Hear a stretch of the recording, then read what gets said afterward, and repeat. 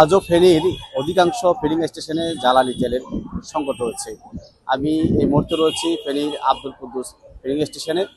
এই স্টেশনে এসে আমরা যেটি দেখতে পাচ্ছি যে এখানে অকটেন এবং ডিজেল তারা বিক্রি বন্ধ করে রেখেছেন এবং তারা কালো কাপড় দিয়ে ঢেকে দিয়েছেন যে তাদের এখানে ডিজেল এবং অকটেন নেই। এখানকার কর্তৃপক্ষের সঙ্গে আমরা কথা বলেছি, তারা বলছেন যে গত এক সপ্তাহ ধরে তাদের এই পাম্পে তাদের যে চাহিদা পরিমাণ যে জ্বালানি তেল রয়েছে সেটি তারা অর্ধেক পরিমাণ পাচ্ছেন, ফলে যে ভোক্তাদের যে চাহিদা সেই পরিমাণ তারা জ্বালানি তেল দিতে পারছেন না।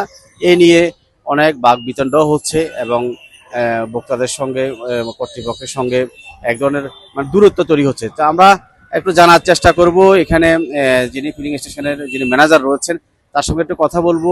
তিনি আমাদেরকে জানাবেন যে এই জ্বালানি তেলের কি পরিমাণ সংকট রয়েছে এবং তারা আবার কবে নাগাদ পাবেন বা কখন থেকে বন্ধ রয়েছে, একটা যদি বলতেন।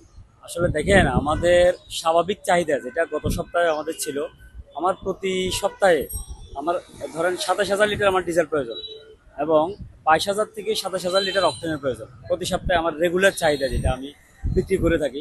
কিন্তু গত এক সপ্তাহ যাবত আমাকে দেওয়া হচ্ছে ডিপো থেকে 13,500 অক্টেন, 13,500 ডিজেল পার উইক প্রতি সপ্তাহে। তাহলে আমি গত সপ্তাহের মতো করে স্বাভাবিক চাহিদা আমি মেটাতে পারতেছি না। এখন তো বাড়তির চাপ, এই চাপ তো মেটানোর সুযোগই নেই। কিভাবে আমি মেটাবো? এই জন্য তেল আসার আগেই শেষ হয়ে যায়। তা আমাদেরকে রেশনিং সিস্টেম শুধু আমরা কাস্টমারকে করছি তা না, আমাদেরকে ডিপুতে করে রেশনিং সিস্টেম করে দেওয়া হয়েছে।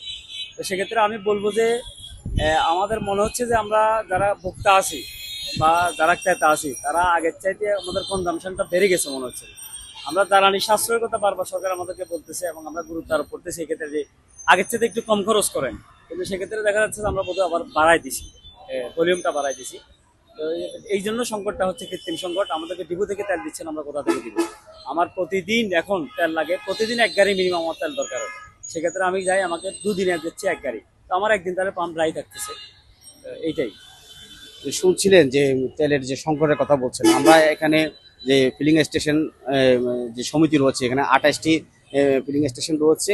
এই পেট্রোল পাম্প মালিক সমিতি যিনি সভাপতি তার সঙ্গে কথা বলেছি, তিনি বলছেন যে তাদের যে চাহিদা পরিমাণ যে জ্বালানি তাদের দরকার সেটি কিন্তু অর্ধেক পরিমাণ তারা পাচ্ছেন, ফলে রেশনিং করে তারা বিক্রি করছেন। তবে এই বাস্তবতা কিন্তু ভিন্ন, যে ফেনী আমরা যে 28টি ফিলিং স্টেশন অধিকাংশ ফিলিং স্টেশন আমরা ঘুরে দেখেছি, দিনের বেলা কিন্তু খুব বেশি পাম্পের তেল বিক্রি হচ্ছে না, অর্থাৎ তারা পাচ্ছেন বিকেল নাগাদ, রাতে তারা বিক্রি করছেন। এই হচ্ছে ফেনীর তেল সংকটের সর্বশেষ তথ্য।